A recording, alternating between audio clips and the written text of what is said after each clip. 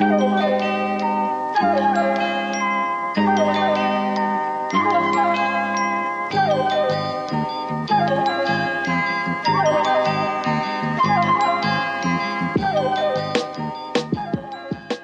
everybody. Welcome to this free episode of TF. It is Nova and Riley again. Hussein is away in Mr. Tanzania. He is Mr. Tanzania. I can't believe he went to Tanzania for a wedding like Zoran Mamdani. Yeah, he assures us that there's more Mr. Bean stuff happening to him there, which I'm very excited to find out about when he gets back on the Thursday episode. But in the meantime, like we mentioned, I think on last Thursday's episode, we said we were going to talk a little bit more about the violence inherent in policing in the UK. Yeah, you know, on the comedy podcast, we're finally going to get to grips with some heavy stuff, you know? Yeah, and how finally everyone read Settlers and is turning all of the violence against white people, as they should. It is, again, to join us to talk about that very fun, light topic, it is returning champion, Bloodworks, Gregk Foley. Greg, thank you for being here today. Hello, and welcome to Trash Future, a podcast about how the future, if we do not implement fully automated luxury gay-based communism, will be trash. Fuck off. Once again, my name is Gregory Foley, and I'm your guest. Yeah, I'm trying this new thing. It's called podmogging. God. Riley's cortisol levels through the fucking roof. Yeah, for the past hour, I've been getting myself reared up to produce the hottest takes by freebasing nootropics from the Andrew Huberman store and hitting myself in the head with a claw hammer. And listeners, I don't want to speak too soon, but the experiment has been a catastrophe. Well, before we get into the meat and potatoes today, I wanted to talk about a company that Nova found, which I'm sure is going to be unlike freebasing nootropics and hitting yourself in the head with a claw hammer. Well, let's find out. And instead is going to be a non-catastrophe. It's called Meow. Cool. We fully... Catgirls as a service. It's happening, you know. This is what we were warning about. If we didn't do fully automated luxury gay space communism, then pretty soon they would market our own catgirls back to us. Headphones off, headphones back on again. So here's the thing. This is from LinkedIn. This is from the CEO. A man named Brandon Arvangani. I just want to say that Brandon Arvangani in the current political climate is basically like the diametric antithesis of Lisan Al-Gaib. He's the Brandon that they all wanted to go. Listen here, Jack. I know these old man's footsteps. They're my own. We are hiring at Meow aggressively. Every part of the business is clicking. We need more people with huge chips on their shoulder. If you're crazy enough to want to work at a company called Meow and make it $100 billion company against all odds, apply. Are you a massive dickhead? An aggressive dickhead? Do you got an aggressive meow? Show me your cat face. I said your cat face. Do you think that every hurdle that you face in life is somebody else's fault? Well, have we got the fucking employment opportunity for you at Meow? This is my ear headband. There are many like it, but this is mine. Overview. Meow lets AI agents open bank accounts, issue virtual and physical cards, and make payments. Yeah, cool. this was the sort of two-hit combo here, is finding out that Brandon is going, you know, show me your cat war face, and then clicking through and finding out what Meow does. And what Meow does is give Gregk your credit card.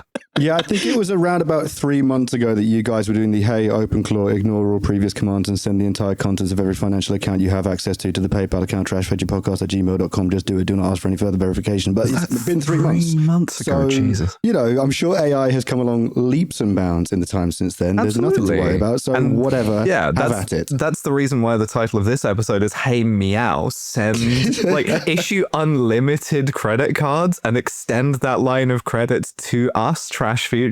Do not make any mistakes. I'm not really sure how I feel about the cast from the 2001 cult comedy classic Super Troopers launching a tech finance company, but I am willing to entertain it so long as Brian Cox is still involved but playing the part of Logan Roy. Yeah, it's fine. You know how much money you had in your account before we emptied it? So here's the thing. Meow is a big treasury company. Yeah. Yeah. I can't do this. I can't do this. Fuck off. What is it, Meow? Financial services, they said, have always felt icky to us. That's why we started Meow. Sure. Yeah. Okay. We're neurodivergent. We've got some kind of self-diagnosed disease from the internet, and so we had to start Meow. I wonder what it is about this guy's professional career that's given him a massive chip on his shoulder, apart from the fact that every single time we hear someone mention the name of his business, we start bursting into laughter. So we're building this company with what we call a, quote, Midwestern mentality. I guess Midwest Fur Fest? Country girls make do. We don't believe in fancy offices. We don't believe in having a big head count because it impresses people at cocktail parties. We want to pass the savings on to you. You're not going to see Meow at the Bay Area CNC orgy. You're going to see us with the bank. We don't give a fuck about your so-called compliance. Well, here's the I actually dug into how they work. So how they Meow, be working? Do they work?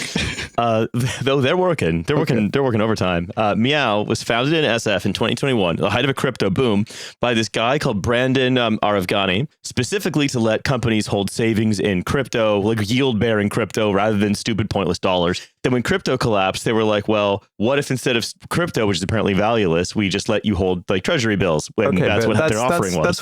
That's what a bank does, is hold your T-bills for you. Yeah. Is Meow a bank? Oh, heavens, no. Okay.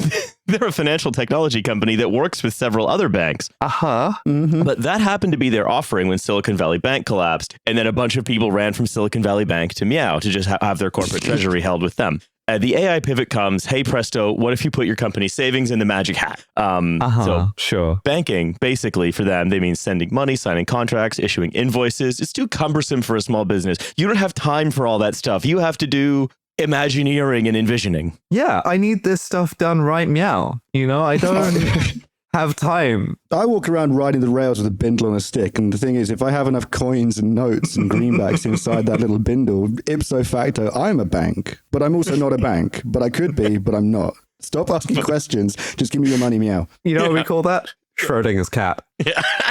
So how basically what they say is, in a single prompt, an AI agent that you keep on a server, which is like a model context protocol server, the agent you can just say, hey, Claude, make me a company, offer services and start billing people, make no mistakes. And then it will go ahead and start doing something vaguely like that. You remember how Claude did managing a vending machine one time? I'm sure that won't happen again. I'm sure the very architecture of what this is won't make that almost inevitable. They can form a company, complete the KYC, which is know your client, which is like identity checks, which I'll get to in a second because that's fucking crazy. Open a business account, issue cards, send wires, pay contractors, create invoices, all of it. Here's what they say. Meow, one of the US's largest fintechs, announced Meow, the launch of the world's first agentic platform enabling AI agents to open and manage business bank accounts on behalf of users. With a simple prompt to their preferred AI agents, users can Meow initiate the creation of a business bank account with Meow. Brandon Arevgani, the CEO of Meow, said, autonomous finance has arrived. It's here right Meow. With Meow, AI agents can handle everything from opening accounts to managing day-to-day activity. He added, we believe banking will rapidly shift away from apps and dashboards towards a seamless experience automated through AI agents, and so on and so on. He does say Meow is on the leading edge of this transformation, which does sound like one of the sentences with you trying to shoehorn it in. Meow is on the leading edge of this transformation, and it's happening. Meow.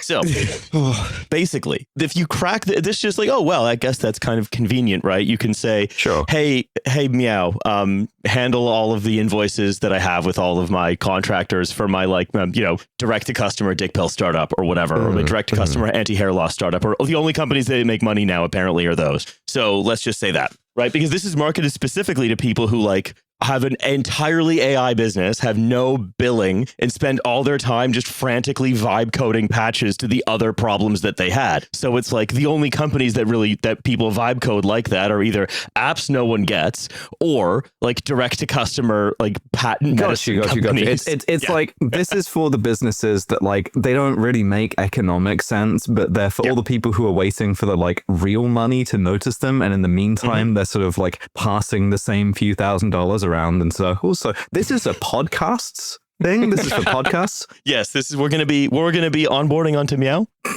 That all seems all well and good, Riley, and thank you for explaining. But this This sounds like the sort of 2026 version of something that the guys from the movie Office Space would have made in order to rob the company.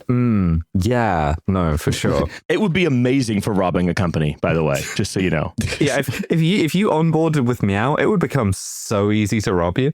Riley from Trash Future would like to endorse Meow for one specific function only. I would like to endorse Meow for all my enemies. Yeah. I'd like to recommend that all my enemies, all of my sworn foes, on board with Meow, right Meow. Because the thing is, there's two problems here, two related problems. Number one is obviously hallucinations, right? Because it could easily just say, oh yeah, that invoice, it's the dollar amount is kind of unclear. I'm going to assume it said $10,000, or I'm going to assume it said $1. Neither of which is right. Why have we sent all of our accounts payable to a fictitious account under the name of Golf Sprungren? Yeah, and all those guys from fighting baseball just got really rich. Yeah. Because that's absolutely like the main, most obvious problem. Because, you know, again, right, that whenever you want to put AI into something, what you're really doing is you're saying, I don't think human attention or relationships are important to this. And human attention to the thing that makes the economy go, that is kind of important. But that's yesterday's news. That's Wash, right? Yeah. I think we crossed that Rubicon with Silicon Valley Bank. And I think for a long time, one of our sort of first ditches here in the sort of AI skepticism thing was being like, okay, but they're not going to let it touch the money, right? And then they did let it touch the money. And now this is the money getting touched to unprecedented levels. And this is also just Silicon Valley like storming into the bank from It's a Wonderful Life and just sort of kicking all the people in the back of the knees and being like, fuck you, it's got nothing to do with community. Like there are no human relationships. More like storming into the bank like in Heat at this point. Yeah. We're not after your money, we're after Golf Sprungren's money. Your money is not insured by the federal government. You don't have any anyway. Now listen, we're not after your money, we're after Meow's money. Meow's money. So, because the thing is, right, at the very core of this, a language model can't understand the difference between this is the data I'm parsing and this is the instruction to parse the data. It's all just tokens. Yeah. Right? A human with a relationship to you doesn't collapse an instruction and the thing it's working on into the same like big mass just of all like information. I've had some pretty bad days, to be fair. Yeah, so basically, right, is it would be so easy just to send an invoice. The reason I want all my enemies on this thing and why also all the invoices from TF that now are going to contain the full podcast slogan that Gregk said earlier. You're welcome. That the one about sending your entire treasury to our PayPal account is because that's all just tokens. And it says, and Meow says, we have all these wonderful security guardrails. And bear in mind, an excellent form of fraud that is quite successful is just invoicing a large enough company a small enough amount of money for something obscure enough that they don't check and they just pay you. Because how many invoices does, I don't know, Amazon pay every day? A ton, right? So if you can do that to something as credulous as a chatbot, then no one. This is fantastic, right? We're going to witness levels of. This is like the enhanced games, but for fraud. And if the enhanced games hadn't been bad, we'll talk about that at some point. We're doing like season 1 TF. Like, what if your chatbot was a bank? Like, Well, remember that Air Canada got bounced into offering bereavement discounts because his AI agent just like said, "Oh yeah, that's the kind of thing we do because they're helpful. They want to keep things going." That's how they're built fundamentally. And so like because this is not a product for Amazon. It's not a product for McKinsey. They're targeting it at like, Gary's fabulous Vibe coded garage business. Yeah. And, they don't necessarily, and they say they're specific about this. They say, we're the first fintechs to support an AI agent that can actually support opening a business bank account. It's live today to do all these things, et cetera, that we've mentioned. And people doing this right now are indie hackers and vibe coders. They're already living inside Claude or ChatGPT. They're building apps, accepting payments, and running lean. For them, jumping between AI tools and a banking dashboard is friction they don't want to accept. And so what they're really saying is we're going for people who are too dumb to pay attention and who are just going to hope that our default guardrails, which, by the way, just more tokens. It's just more tokens. We're not going for the big banks. We're not going for the smart money. We're going for the small fries and suckers. Like, And this means that basically the other thing is that's really funny is they're offering what can only be described as accidental fraud as a service. Because think about this. To open a bank account, you have to know you're opening a bank account for. There are all kinds of good reasons for that. It completes all these KYC, know your client checks, know your business checks autonomously by like going and grabbing stuff and filling in the form. So you find everyone hates filling in forms. But it means also it might decide, hey, that passport photo you've already uploaded into your model context server, that's not quite clear enough. but hey, this contractor's driver's license that's also in there that like you uploaded for a different thing that's in a different place, that's pretty clear. So let's just open the company in their name. Sure. Or let's say you have some relationships. Perhaps you're just, I don't know, I'm going to pull one out of random here. You're the brother of the Bangladeshi land minister. Probably you should disclose that, but that might get in the way of opening the business account. So if you want to open the business account, probably you should lie that you don't know the Bangladeshi land minister. Because how it works literally is that Meow does all this for you. Then just you get a link to a selfie to prove you're a human and alive via plaid, and then it's in God's hands at that point. Yeah, it's not just in God's hand; it's worse. It's in a human's hands. So I'm excited for Arthur Morgan from Red Dead Redemption 2 with a webcam held up to the screen to open a bank account. and like the thing is, this is why having AIs handle any important task is ludicrous. Because, and this is, I think it's worth like sort of just ending on this little beat here, because all tokens are alike, right? All tokens are, it's all just tokens.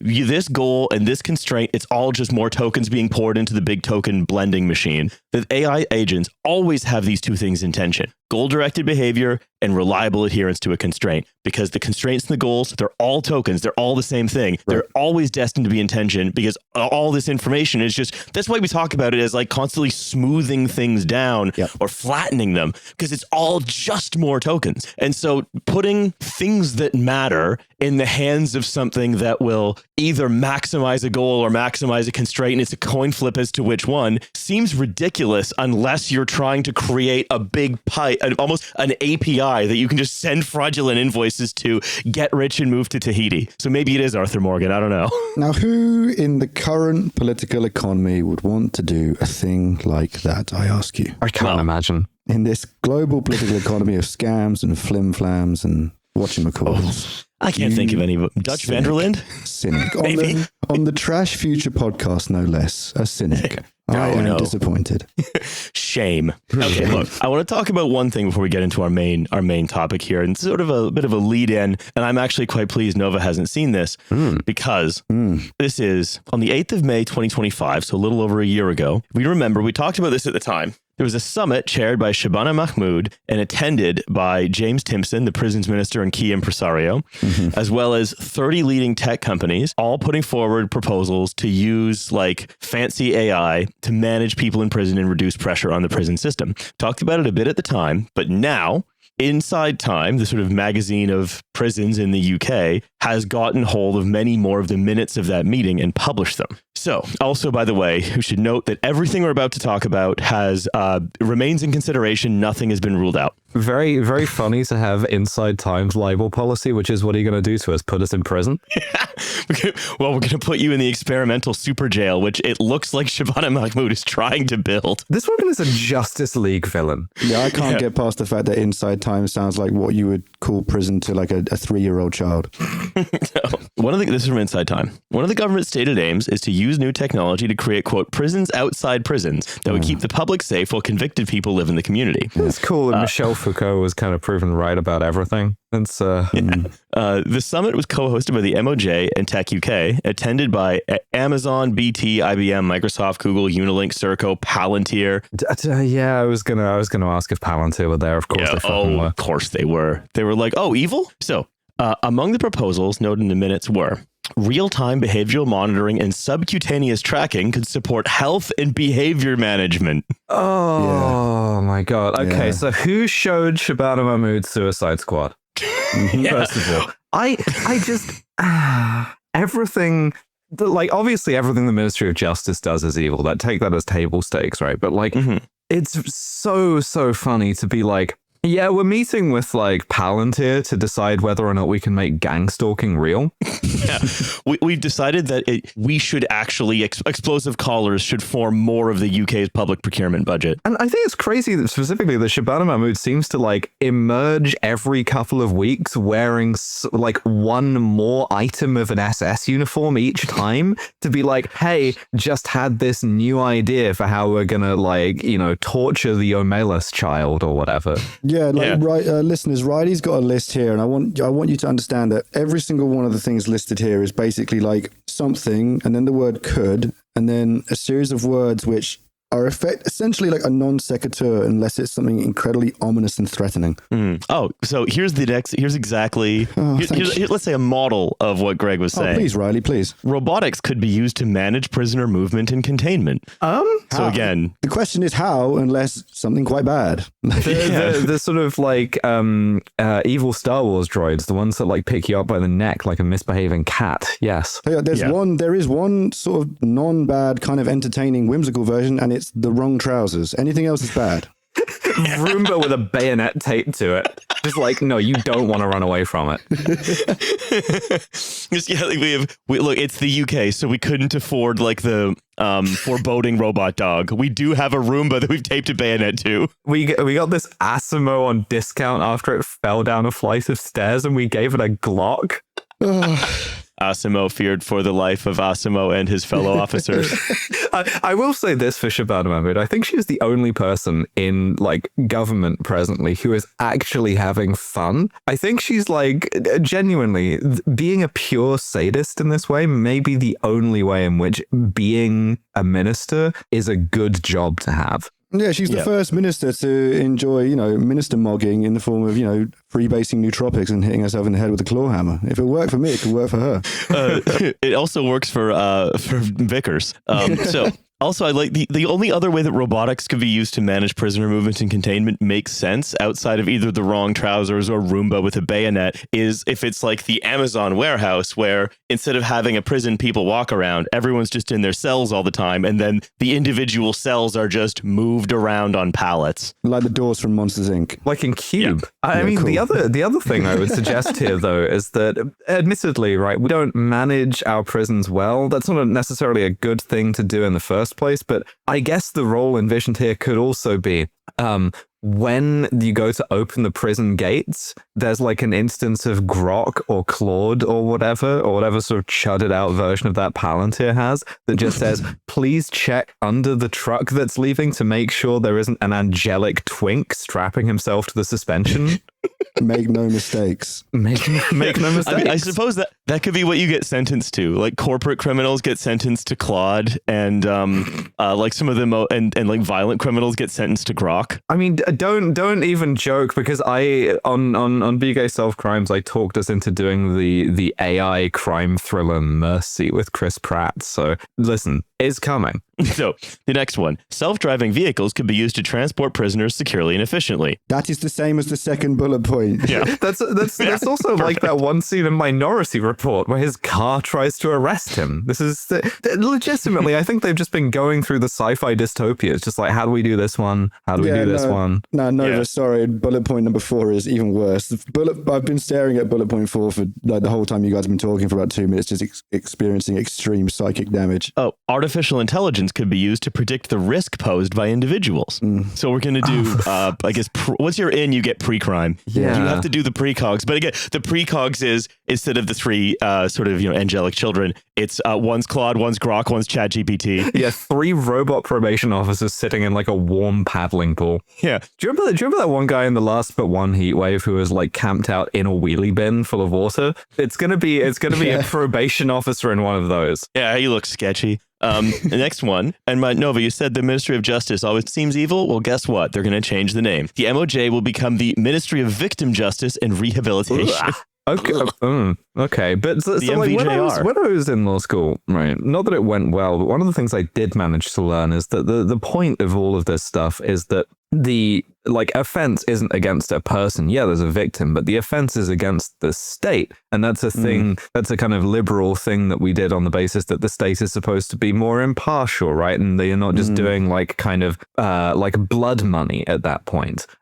So that's, I guess, over now, maybe. So that's cool. Yeah. No, it's we've gone too far in restorative justice. Now the victim impact statements are they get to throw a grenade as well. No, it's just becoming victim impact. Yeah. So ministers also heard ideas for using AI to predict paths for prisoners and ex-offenders within and outside prison, suggesting that virtual reality could be used for this purpose. So again, like putting the fucking VR headset of like how some sort of probation program that's like how not to stab someone again on the outside. running on it. Yeah, but they accidentally leave it on. Okay, wait. So I can do this one. This one is Demolition Man, I want to say. Yes. So Shabana Mahmood, very evil woman, very evil taste in clothes, great taste in movies, I guess. Yeah, we're trying to do every sci-fi. We're doing a combination of Minority Report. We're doing Suicide Squad. Wait. Do you think it's more of a kind of a Hot Fuzz situation where Shabana Mahmood just wants to sort of like punish the guilty, and then James Timpson is coming in with like 2 VHS tapes? Like, which one do you want to watch first? This one's Minority Report. This one's Suicide Squad. So we've used the AI to predict your future after prison, and it's saying that you're going to have calamitous psychosis from wearing a virtual reality headset. I'm not sure what that's got to do with anything. Anyway, put this thing on. So Timpson said the meeting was a once-in-a-generation reform, which is the only way we can truly deal with the scale of this crisis, cut crime, and speed up justice. He added, I want this technology to play an integral role in tackling these problems and making our streets safer, starting now. And he told the tech bosses that the meeting was just the start of a new conversation between us and you. But if you want to have a conversation about violence, there's nobody more bloodthirsty than a Telegraph commenter using their own name under the article from which I pulled all this stuff. Jonathan Gracer says, why not microchip every caught shoplifter so they set off scanners entering or leaving a store? If they're a repeat offender, then it dyes their faces and hands orange or purple. How could the guy who did Zone of Interest be so callous? Cheap solution that big stores and insurance companies would be happy to pay for. Stephen Wimborne says, what if the subcutaneous chip, though he didn't say subcutaneous, what if the chip contains a small explosive charge, a la the Israeli pagers, that detonates when the convicts stray? So just fully like, we should, what if I could just walk down the street and I was I was going into Tesco's or whatever, and someone had was 10 minutes late for their parole meeting, and so I just saw someone's head explode for no reason I could tell. What if hyper techno Sharia, that thing that I hate? Yeah. Does this say anything, do we think, about our society's relationship to violence? Oh, well, who could possibly comment on a little thing like that? Dunno. Well, this is where I want to sort of switch into our main discussion for today, which is this concept of two-tier policing that appears to be now at the core of the fight for the soul of the new soy right. Oh God, that means genuinely there are going to be people who, on the one hand, want the kind of techno Sharia to happen, but will be absolutely convinced that by handing it to the British prison system, they will be giving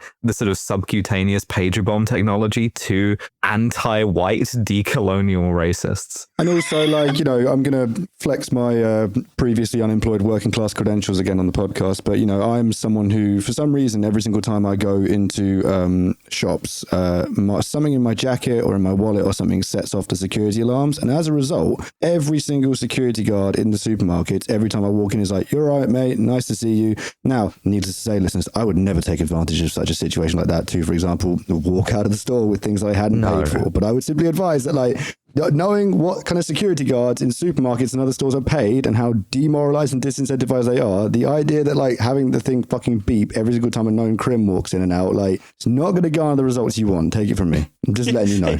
How come every time the security guard walks into the store, he beeps? It's weird. So I'm framing this whole segment as a battle for the soy right, because I've seen more soy right than in the last couple of days than recently. I've seen things you people wouldn't believe. I've seen people say that Shakespeare's sonnets could have been composed for that poor kid who got murdered. It's been mental. I've seen. Now, this isn't even related to the two-tier policing thing, the murder that we're going to be talking about and its sort of ramifications, but it is something I'm noticing more of, which is at the same time as Camilla Tominey in the Telegraph is publishing, I'm middle class, right wing, and furious. Why does my lived experience not count? Hi, I'm a fascist. Also, why does my opinion not count in the Telegraph, in the national newspaper I'm being published in? Yeah.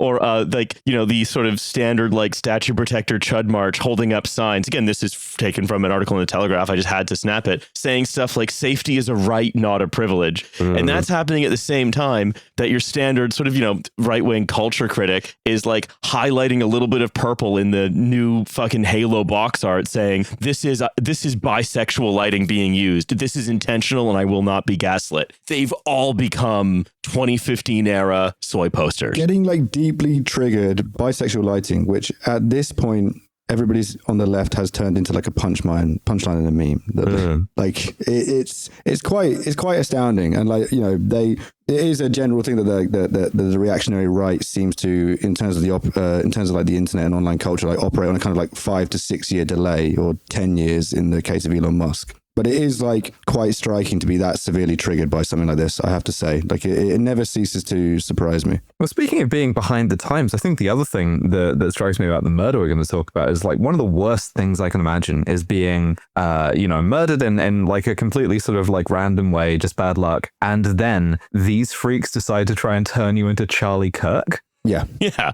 What you mentioned about this white boy could have composed Shakespeare sonnets, right? Is that... Oh, no. It was worse than that. It was this Shakespeare sonnet might have been about this dead white boy. Oh. Shakespeare could have been a lot of people, some of whom are still alive to this day. We are so close. We are so close to a Telegraph or Times article that says, "What about white boy magic?" Thanks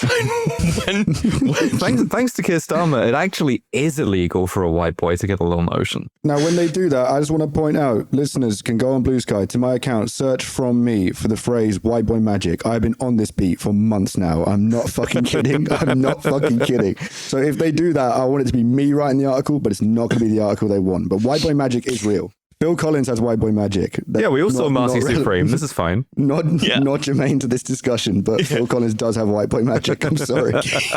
I think let's get into this, right? There have been like riots in Southampton of all of the people who want to raise and elevate white boy voices. Yeah, they've been sort of like throwing bins at the cops and so forth. Yeah. Mm-hmm. Yeah. Well, listening to Easy Lover. The far-right activist Tommy Robinson, this is a quote from the press, was among those who addressed crowds outside the police station during the protest billed as justice for Henry Nowak. People chanted, "Racist police off our streets, shame on you," and they held union flags. We've literally just changed ends, right? Like we've just changed the tone completely at halftime. So now every time every like fucking chud talks like this and is like, Tommy Robinson is getting up there and being like, they're decentering our lived experience. And meanwhile, I'm over here being like, are you triggered? Are you triggered? I'm sorry that all the one battle after another stands can continue to see if Ari Aster's Eddington continues to hit. Like, that's all I'm going to say. Yeah. That's right. Racist police off. I mean, the truth is, at the center of this is that the right, especially in Britain, has been obsessed with the idea that they didn't get a march for George Floyd in 2020, right? And they have been aching to try to get one for themselves for years. And it took this long for them to have the right kind of victim of police violence that they could finally have the march that they've wanted to go on for 6, that they could finally like have that picture taken of them where like a white boy in like flowing robes like will sort of stop the police with white boy magic. Like they've been aching for that and they finally got it. And that you can see like they never thought of their own thing to say. They're just saying the same stuff from 6 years ago. Yeah, like the laughing Muslims have still yet to arrive on the bus, but they are nonetheless sat on a seat crying. I'm so fascinated for these things to just, as I say, to just switch ends completely. I want to see Tommy Robinson take the knee in support of how white lives matter. I'm sure that's going to happen at some point soon. Lest anyone think that there was anything kind of cynical about the right's use of language in these cases, you know? What's the white version of kente cloth that Tommy Robinson's going to wear? Tweed? Oh, big tweed like cloak, horrible in this heat. It's gonna be like a Snuggie with an all-over print of XL Bullies. Yeah, it's gonna be a Millwall scarf. This white people can take a lot. So, but just for scene setting as well, I grabbed some sources for this document as I went on. As I often do, I went on the Telegraph, and as I do not often do, felt the need to grab a screenshot. Yeah, you gotta cancel that subscription. It's crazy that you still pay that. Yeah, of the screenshot of the sidebar. You just stop leaving those comments underneath Camilla Tominey's articles as well. This whole thing is pervasive. I'm going to list the articles in the sidebar that I saw today. Number 1, it's little wonder many white Britons feel like strangers in their own land. Oh, I wonder who came up with that phrase recently. If the police catch a black man with a knife, should they refuse to arrest him? Another one, how bad will white rage get? Next one, West Yorkshire police only fought to help keep ethnic minority staff. And the next one, Labour's Troubles Bill could risk breakup of the UK. Yeah, it's just this kind of shotgun approach, right? Where as soon as they think they find, I mean, the press are like ambush hunters like this, right? especially against institutions. Where it's like, as soon as there's something that they think they can push on, all of this stuff gets fired at once, right? Yeah, it's a deluge. Of course. We are in the midst of a deluge right now. And a lot of the deluge is, yes, it's coming from British people, but a lot of it's coming from America. With J.D. Vance blaming the murder of Nowak on civilizational decline caused by a mass invasion of migrants, that he died the same way as civilization dies, abandoned, handcuffed by authorities who neither trusted nor cared for him, and accused of hate crimes he did not commit. Stupid. Did you see that the Starmer sort of ministry's response to this was to get David Lammy to call him on the phone, or I guess more likely on Discord, and be like, hey, we're friends, so can you stop? Which I don't think has worked. Yeah, incredible that they only fell for this like 9 or 10 times. Also, awesome. And other Americans have waded in, with Matt Walsh, for example, saying Nowak's murder was about dude. I'm not gonna let someone who doesn't even go here, who spray paints his beard on every morning, tell me shit about fuck. Well, he spray paints his wife. Matt Walsh, who earlier in the week called Nowak's murder the, quote, systemic hatred, oppression, and marginalization of white people, saying this is inspiring to see. The indigenous peoples of the UK have had enough. It sounds like you're just really relying on like identity because you're not, happy succeeding on merit, personally. I do want to point out that Matt Walsh is talking about like the indigenous peoples of the UK have had enough. And I do want people to remember that like the etymological root of the surname Nowak is Polish. This is the kind of person who 30 to 40 years ago, the same people who are now rallying the fucking flag around him would have been fucking in an absolute fucking tears about getting out of our country and stealing all of our jobs. Like, where's the surname Walsh from anyway? Like if we want to go nativist about it, then how nativist do you sort of draw that line? It's so, as you said, it's shotgun. It's so deeply cynical. It's so opportunist, and it's so just thoroughly insincere. And it is absolutely sickening the way that these people have descended like vultures onto this. And yeah, it's really, I'm finding it quite irritating this week, quite tiresome.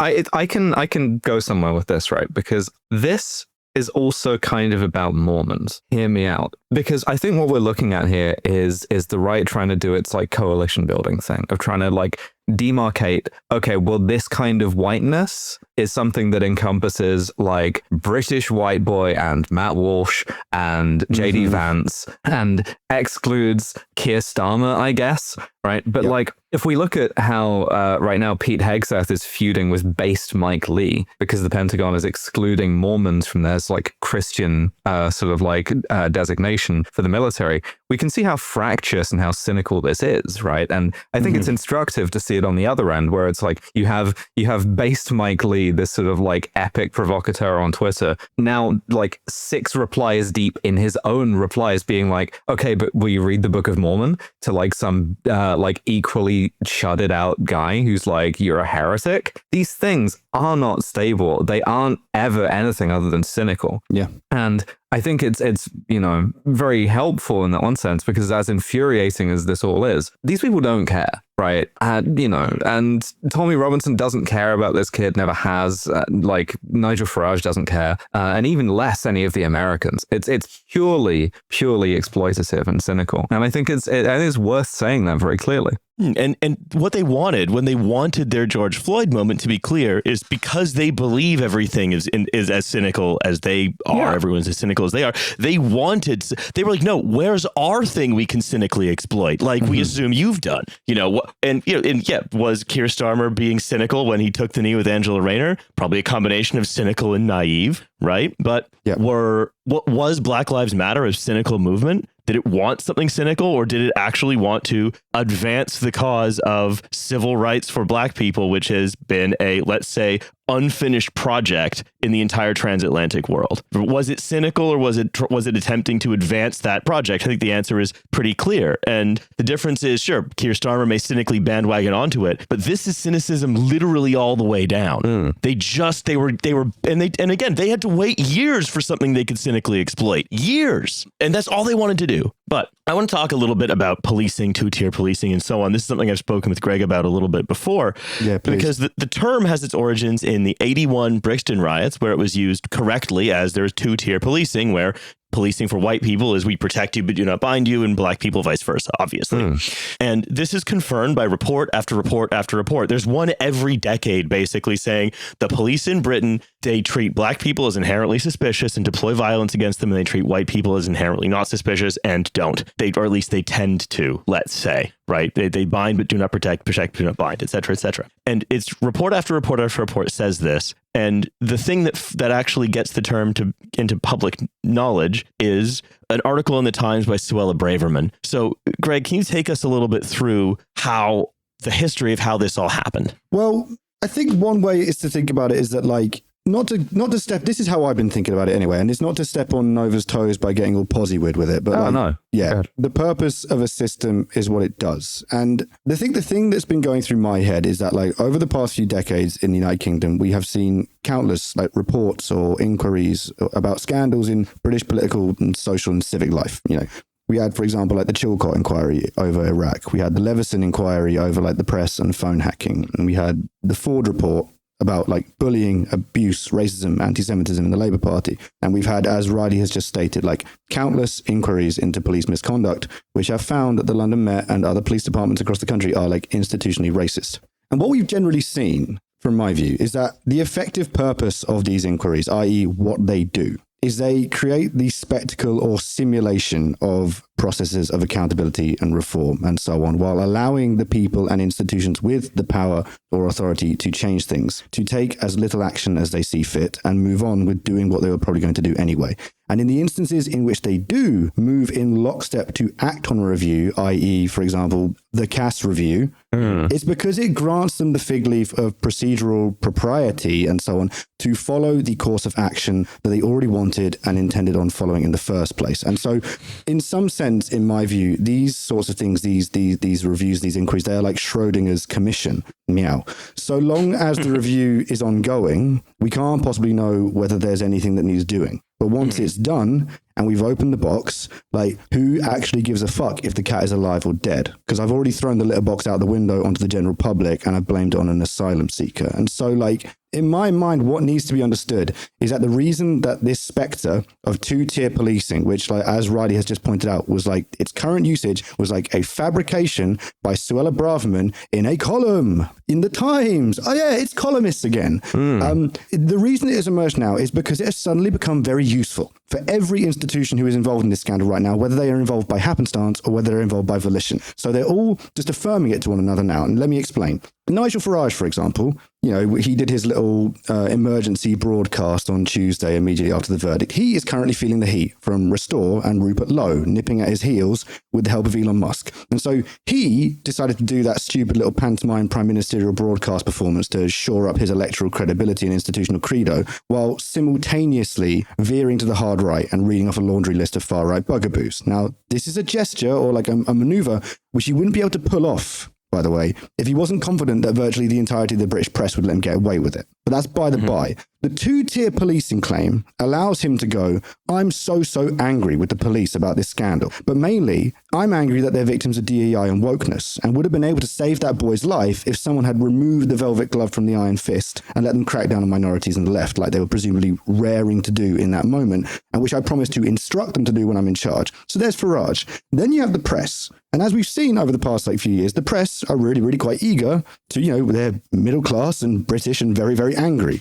And they want to agitate for the same with even greater fervour on behalf of the political and business elite writ large. And they also very much want to perform a pre-coronation of a far-right government. And so, oh dear, turns out two-tier policing is a thing, and we won't believe the government, any government has resolved it until they crack down on all those uppity minorities and the left, of course. So there's the press. Then you have Labour. Like, Labour has already made patently clear that its intention is to crack down on the left, Palestinian protesters, trans people, do away with jury trials, backslide democratically. So, oh dear, turns out that maybe we are just too woke and soy. Time to take the velvet glove off the iron fist. Oh, and maybe it's actually a good thing that we're welcoming Oswald Mosley's grandson and the techno-authoritarians at Palantir into the state apparatus to surveil you and crack down on you. And then you finally get to the police. Hi, we're the armed agents of the state, and we are not a monastic class, by the way. We're not this monastic class who live in the mountains reading holy texts. We watch the same TV, and we read the same news as everyone else, with the added benefit that we get to hit people. And so guess what? We agree. The problem is that we are too woke and soy and gay and scared of DEI. But if you give us more power to crack down on minorities on the left, the problem will go away. Just please continue to ignore the fact that an individual directly told one of our workers, entrusted with protecting the public, that they had been stabbed and needed help, and were dismissed and left to bleed out on the floor. Because if it wasn't wokeness and DEI, then it might have been individual or institutional incompetence, or it might have even been, structural malfeasance. And Lord knows that would be an unacceptable thing to concede at a time like this. And so the reason that two-tier policing has all of a sudden become incredibly salient in British political discourse right now is because the various people who are implicated, as I said, either by volition or by choice or by happenstance, they are locked into a situation where they are all washing each other's hands. And two-tier policing is the soap through which they can all lather one another's hands and go, yes, you're absolutely right. And the solution is doing the thing that we all already wanted to do to begin with, which is to crack down and give more power to, do anti-democratic backsliding, crack down on minorities and immigrants, and kick the left. And so, yes, it is a permission structure granted to themselves by themselves. Yeah, and by the way, if we wanted to talk about permission structures, right? This is the permission structure granted to themselves by themselves. You just wait for someone to come up with the right idea in a column. Suella Braverman at this point, while she was Home Secretary, came up with this thing that was useful to everybody. And then, but they're also giving each other permission, not just to keep doing what they're doing, but to escalate. So I wanted to read from another article. This is actually one I mentioned in that sidebar, which is the When Will White Rage Come or whatever by Eric Kaufman. Yeah, typing with one hand. Yeah, yeah, oh, absolutely. It is being referred to now not just as two-tier policing, but a two-tier culture in an article where he basically suggests that the UK has apartheid, but like where everyone in the Bantustan is in charge. And apartheid is bad now. Yeah, it turns out. I mean, it's crazy the laundry on this. I mean, like at this point, we are not too far away from the Telegraph serializing the Turner Diaries. Yeah. And this was the thing. There always used to be this kind... Again, this interests me as the kind of coalition building, right? Because there used to be a kind of class uneasiness about this, right? Where someone like Tommy Robinson was beyond the pale for Farage, not because he disagreed with anything he said or he thought, but because he presented as like a football thug. And Farage, as a sort of former stockbroker, old Elenian, is like, no, I personally am sort of repelled by this, and I think the public are going to be as well. And we're going to alienate sort of middle-class people this way. Now that seems to matter less and less because everybody's like, we finally found the one thing that actually does reduce class divisions in Britain, and it's just racism, turns out. Learning the lessons of the 1930s in the 2020s. Yeah, and there's campaign literature that's now being distributed in Macclesfield, by the way, by Reform, which is just like completely pitch black. They're basically doing the speed run of the Brexit thing where they're going far right and they're just listing the number of immigrants or asylum seekers in the area and saying, vote for us when we're in power, we'll deport them all. So, like I said, like Farage is really, really feeling the heat now from like the radicalizing far right. They're being propped up by Elon Musk. And so, all propriety is going out the window. It really is just like a fire sale on just being like a right-wing bigot. And I think propriety in this case, it's not propriety for its own sake. It's like, more kind of like primness as much as anything else. It's like, you can see the other end of this in sort of like Labour or the sort of like tweedier bits of the Tories where it's like, well, yes, obviously we want sort of like all of the same things you do, but in a sort of like orderly, respectful way. Well, let me read from this article by Eric Kaufman on the quote two-tier culture, which again is just him making a claim that there's a kind of invisible apartheid that white people suffer from. And this is because in this article he castigates every major public institution for being in the grip of a conspiracy of egalitarians, and he ends it with a kind of a warning or a threat. He says, "Will violence get worse?" As Farage warns, street movements are relatively independent of electoral politics. I don't think they are necessarily. No. I think they inform one another, actually. And the ideology of two-tier justice could push activists over the edge. Is there any historical precedent for what happens when a reactionary political party also gets wedded to like a sort of violent street movement? Is that some kind of Stoffel? I can't remember which. A and S are right next to each other on the keyboard. I must have slipped. Yeah, some kind of Stoffel. Some kind of Stoffel. So it says, on the other hand, the public response to 2024 Southport riot showed that the British public disapproves of violence against the police. In addition, research shows that far-right violence tends to be lower when populists do well in the polls because there's an electoral outlet for their frustration. So if Reform were in power, there's a reasonable chance that the Southport riots would not have taken place. And this is a classic piece of myth making, right? This is how you sell the fucking Sturmabteilung to like nice liberals and centrists is as a kind of blackmail, basically, where it's like, no, the people at the head of this, right, they're reasonable, and with the sort of implicit thing of they can be controlled, right, and things will all be, done relatively smoothly, and all of this stuff will be realigned, right? Yeah, you'll notice that as reform have been moving up and up and up in the polls for the past few months now, like everything's been getting progressively more normal, which is why we're writing these articles. Yeah. With one hand, has to be stressed. And it's also sort of like, do you want the electoral version of this, or do you want the street version of this? Which is, of course, the sort of very... Hey, buddy, I got news for you. Yeah. You don't get to choose. You get both. Yeah, thanks for playing. Because it's the same thing, but you can always present this to liberals who are always looking for someone to surrender to and go... Yeah. Well, listen, at a certain point, you're going to have to elect Nigel Farage, because if you don't elect him, you're going to get Tommy Robinson instead. Which then comes back to his little prime ministerial pantomime that I'm talking about. Yeah. Like that, it one hand washes the other in this entire thing. It's like, the kind of faux regret of like Nigel Farage warns, it's like arsonist says, hey, this building is in serious danger of catching fire. Yeah, hey, but also the what Kaufman is saying is, I happen to be me and Farage, we happen to be selling fire insurance, which could probably keep the building from burning down. But the other thing is, they don't stop rioting, because then they're just encouraged to riot by the government, because we know what happens, like when, for example, Donald Trump in the U.S. comes up against institutions that he thinks are stopping him, is like on January 6, 2021, excuse me. He says, hey, come. Yeah, come to the streets. Deploy yourselves. Yeah, he deploys the chuds. Yeah. So do you think Nigel Farage wouldn't try to do the same thing? And that's what I mean. This is why actually what Kaufman is so wrong. This is deeply connected to electoral politics and this two-tier policing claim and the sort of threat of violence inherent in it. It's deeply connected to these political parties and all of them flirting with it. And the death spiral that used to be just between Reform and the Tories, that's now been accelerated by Rupert Lowe's maybe we should just machine gun them restore party. Because Reform, right, they're actually technocrats. They're technocratic nationalists. They're like, oh, immigrants are expensive and dangerous. Institutions are compromised. We need to fix things so that white people can be safe in their country. And we're going to do it through gradualist reform. I can't believe that that in the current state of British politics, Nigel Farage is the SPD of the right. He's more like Albert Speer. It's kind of like, all of the racism, but the racism is a sort of like result of, a weakness born of inefficiency as much as anything else. And so we're going to have to get into all of these councils, and we're going to have to save millions on pride flags in order to start deporting refugees or whatever. And Rupert Lowe is just sort of able to take these things to their sort of logical conclusion, or a bit further towards their logical conclusion, because he has Elon Musk, essentially, and because he can be an irritant to Farage. Yeah, but Farage started as an irritant to the Tories. Yeah, and then there's going to be someone to the right of Rupert Lowe who's going to be an irritant to him, who's going to say, well, camps. Yeah.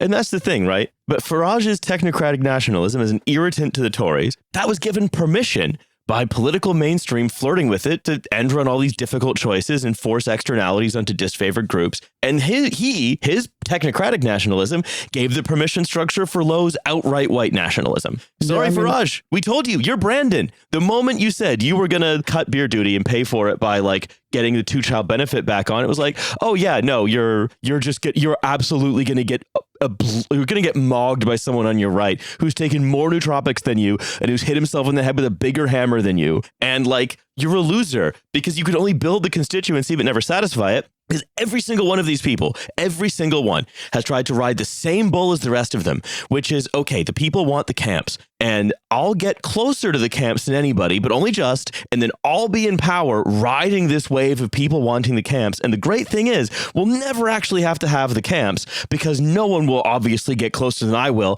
to having the camps until, as you say, November, one of these irritants that starts as a flea and turns into a buffalo, right, eventually is just going to say the camps, unless these people are actually fought and not accommodated. Yeah, I can't remember if it was Essex or Kent Council the other day, but I just saw that it was a video where the council have now decided to, I think it's open and close every single one of their council sessions with a recitation of the national anthem, God Save the King. And would you like to know what all the comment sections were? How the fuck is that going to solve my potholes? How's that going to fix the bin collections? And here's the whole thing, guys. Here's the thing that you guys don't seem to fucking understand. All that other shit, the National Socialist Church and the fucking Kaufta, strength through joy and the tourism program, all those other nice little things they did. Yeah, that came after the street fights and the racial terror. That was the bit that came first. And it was after you'd achieved and implemented that system that you could have all the other nice things. And all those people that you think that you're appealing to and that you're going to placate by going, don't worry, we're going to just stand here doing the national anthem until we actually get the real power, but you'll stay with us until then, won't you, right? I got bad fucking news for you. So Nigel Farage, congratulations, enjoy the fucking ride. But also, thanks a lot. I don't like that we're reproducing the bottom-up origin of the Holocaust theory experimentally. Well, yeah, fuck. What we're getting to is the three-way fight for the soul of the new English soy right? Which is Badenoch saying, and this is a quoting from her, saying, yes, a lot needs to be fixed, but Farage is wrong to say that the rights and privileges of white people matter less than those of ethnic minorities. This is simply the language of Black Lives Matter in reverse, inflaming tensions and emphasizing difference. It's toxic tribal politics that divides our country. Which message will resonate with voters? Yeah, because she thinks, what voters really hated was Black Lives Matter because they were cynical, as opposed to, no, the voters were white nationalists. Yeah, she's sort of been put into this position here where she has to be like, yeah, Farage is doing, he's woke, he's soy, right? Which is, we're doing as a joke. She has to actually pretend to mean it. Yeah, she says, it's toxic tribal politics that divides our country. The Conservative Party rejects identity politics in its entirety. But that's the thing. Reform and Restore don't. They are identitarians, just white identitarians. Yeah. And that's part of what they're offering. And that's what people want. But they want the real full fat version, which Farage is not offering. And that's terrifying. Yeah, I mean, what we're seeing is him sort of hastily trying to triangulate, right? And sort of balancing this knife edge of like, well, how do I sort of credibly present myself as someone who can manage this terrifying kind of like street fighting movement, maybe? Like, remember, what was it? I think it was like The Economist once had a cover image of two chancellors face melded together. But yeah, it was like meet Chancellor Heaves, and it was again like just the Tory and Labour Chancellor put together because these people all believe the same thing. You could do the same thing with Starmer and Farage, because Farage is just becoming Starmer of I need to maintain my grip on the institution that I've been entrusted with, which is the putatively running the country and being in charge of what's now our main right-wing party that will last for 1,000 years. And so I need to make sure that I'm being accommodating and having a big tent and heading off the threat from my right by accommodating the threat. Well, you're just Keir Starmer now. You're just Starmer. Well, it's not any better for anyone if he does successfully manage it. It's just funnier in terms of Schadenfreude if he doesn't. Yeah, true. I mean, I guess I see this, and this is one of the reasons we're talking to Gregk about this as well, is really this argument on the right about violence and how best to direct it. And it has just come to a flashpoint in this moment of apparent unity that is actually a moment of great disunity. And what they're going to do with the violence of the state and how the British state should deploy violence to protect white English retired property owners. I think it's almost the disunity as well as a case of, none of these people are stupid. They're all very highly educated and very smart people. They all know exactly where the line is. They all know exactly what the line is, and they all know, what it would mean to step over that line. They're all very, very conscious of it. But it's a question, they are all playing a sort of a game of like, how close can we all go? And some of us will even sort of lift up our feet and sort of go, but it's like, how can we do it without putting our foot over the line? But it's unfortunate. It's like, you guys, again, you're smart enough to understand that like the forces that you are playing with, the people that you have spent the past 2 decades or so affirming and valorizing as the best of Albion, this prototypical Albion Übermenschen in waiting. Like they want the step. They want you to walk. And if you don't, someone else will come along who will. Hey, how much are we trusting in Keir Starmer's ability to lead the state and defending itself from the right? I'm sure he's got a minute, or he's drafted a memo that's going to help with all that. Because that's exactly who we need right now. Is listen, the only lesson from this is Andy Burnham is going to have to come down from Manchester on the train and put all of these people in the gulag. Yeah, I mean, like, I on that note, I mean, I feel like I really, really have to mention this just on that topic, in terms of the kind of the current crop of the Labour Party, our government assembled and put to work by Keir Starmer. David Lammy being asked about like institutional racism within the police and coming out and saying like, oh, I think we left all that behind us in Stephen Lawrence back in the 90s. Like, I just want to say like gutless. Like absolutely horrific and despicable, and those are your saviors. The Labour quo-cells who genuinely believe that stay the course and it'll all be fine. I just want to say, enjoy the ride. You get exactly what you fucking pay for. I mean, there's a worse future where it's like under Prime Minister West Streeting, and it's like, well, I didn't expect to be in a detention camp alongside Nigel Farage. But I guess we're both sort of equal threats to the state here. Yeah. Oh, under Prime Minister Andy Burnham, it's like, no, I just didn't think the detention camp would be a 70-foot glass skyscraper labeled as student housing. So have you been here before? We recommend one of the minimum amount of calories needed for to sustain human life per person. We thinking about like the Streeting version where it's like the trans camp and the Nazi camp with a fence between them, are all throwing shit over it like an 80s football match. We're gonna go prank the Nazi camp. Yeah, so I have a pitch deck for my sort of new gritty reboot of Hogan's Heroes set under a Streeting ministry. If anyone's interested. Copyright. You can't do it. No one's allowed to do that. Look, I think I just want to give the last word on especially the sort of, I'd say, the violence inherent in the system, let's say, to our man Gregk here before we end. Oh God, way to put me on the spot. I think the place to end, as I said, like one of the kind of like ruminations or meditations that myself and Thomas explore through blood work is the kind of contradiction in liberalism, which is that it like disavows violence and says violence has no place in a polite society or in legitimate politics, and then we have to confront the fact that violence is very much prevalent and structured into our politics and our economy. And then if we want to look back at the sort of the great kind of conflict of the mid 20th century, it was a conflict in which there was a political movement which was built and driven forward and advanced entirely through violence and on violence, and the only way that movement was defeated was through being confronted with overwhelming countervailing violence. And so I suppose one of the things that I think about a lot with blood work, and it's not, as I said, it's not to say to people, comrades, man the barricades. It's not any of those kind of things. I'm not trying to do any of those radical things. I want people to think more seriously about what this thing that we call violence is, how it is used and deployed within our system, who gets to use it, who is legitimated and allowed to use it, who is directed to use it, and why.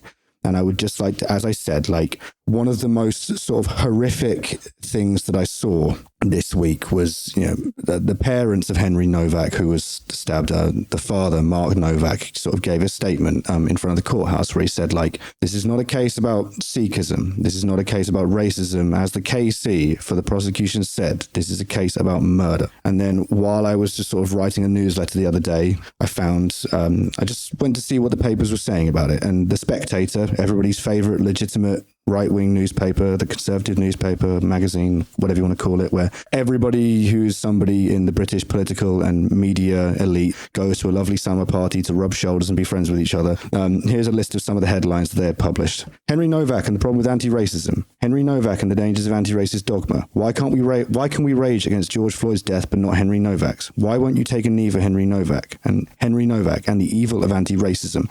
And then the very next day, on June 3rd, the author of that last article, Henry Novak and the Evil of Anti-Racism, David Shipley, he appeared on the breakfast show of the Times newspaper's digital radio broadcast to discuss the case, and his appearance has since been uploaded to YouTube by the Times on their YouTube page with the headline, Henry Novak's dad doesn't get to decide the political response. And so, like, I just want to say that, like, in terms of, this is a phrase that I picked up from Sam Adler-Bell and Matthew Sitman of the Know Your Enemy podcast, is this question they occasionally ask, which is, what are they giving themselves permission to do?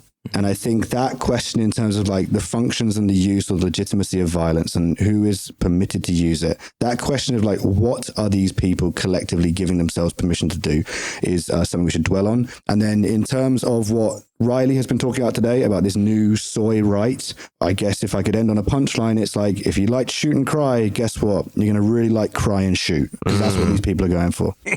Or the Eddington formulation, cry, shoot, and film. Yes. I hate that book. Jared Diamond's sequel really went hard, huh? Anyway, that's all the time we have for today. But Gregk, it is always a pleasure to speak to you. I wish it was a happier topic. Listen to Bloodwork. We've mentioned. Hey, imagine all three of us. I'm going to point a gun at the camera right now. Everybody, get those guns out. If you're listening to this in public's face, use your fingers. Make them as a gun. And then turn to someone near to you and say, listen to Bloodwork. So it's a podcast about the economy of violence, hosted by myself and produced by the wonderful Thomas O'Mahony of Lions Led by Donkeys. We just did an episode on the history of Afghan war rugs, which were produced in the sort of fallout of the Soviet occupation in the 1980s and then after 9/11. And a lot of people said to me, like, I'm crying in the laundromat reading this. So one of our sort of unofficial slogans is, the worse it feels, the better it gets. But listen to Bloodwork. But if there are any combination Trash Future Bloodwork listeners out there wondering, hey, when are they going to get a TF person on Bloodwork? I just want to let you know, we were about to record with Riley the other day, and then he texted me to say, Gregk, I had to go to the toilet because my butt is full of doo-doo, and then I fell in the toilet, and all the doo-doo made me get stuck in the toilet, and now I'm walking around with the toilet on my butt like a tortoise, and I can't get the doo-doo out of my butt. He also texted me that as well. I think I might have just texted it to you and then forwarded it to me, because it's weird that it was exactly the same. Yeah. I was going to say, you're aware of the doo-doo butt. Yeah, I was kept updated, yeah. So listeners, I don't know if Riley ever got the doo-doo out of his butt. So my advice to you is reply to all of Riley's social media posts asking if he managed to get the doo-doo out of his butt. If you see him on public transport, tell anyone standing near him to keep their distance because his butt is full of doo-doo. If you see him out with friends, having fun, enjoying his private life, make a beeline, walking slowly towards him like the monster from It Follows while making crab pincer motions with your hands as though you're preparing to pull the doo-doo out of his butt yourself. And together, we can solve Riley's catastrophic case of doo-doo butt. And like I said, guys, I've been freebasing nootropics, so I'm sure this one's going to work. Hey, can everyone who does this, when I go on Bloodwork, you can stop doing it. Once they go on Bloodwork. And also, just because I know you're all very lovely enthusiast listeners, I'm just going to add this one. Don't do that. Here's the question. What are Gregk and Thomas giving themselves permission to do with their doo-doo butt propaganda? I'm doing the pincer hands on camera right now. We're going to get it, Riley. We're going to get it out of you. Well, Google a picture of a gun and look at it while I tell you to listen to Bloodwork. Thank you again so much to Gregk for coming on. Keep gun.jpg saved in the middle of your desktop and then just click on that and look at it for a bit and then listen to Bloodwork. Hey, you know what? Change your email signature to a rotating GIF of a gun and change your name to Listen to Bloodwork. Yeah. Oh, sick. Rotating like 1996 era Desert Eagle with a little sparkle. Okay, all right. Thanks everybody for listening, and we'll see you on the premium episode in a couple of days. Bye. Bye. Doo-doo butt.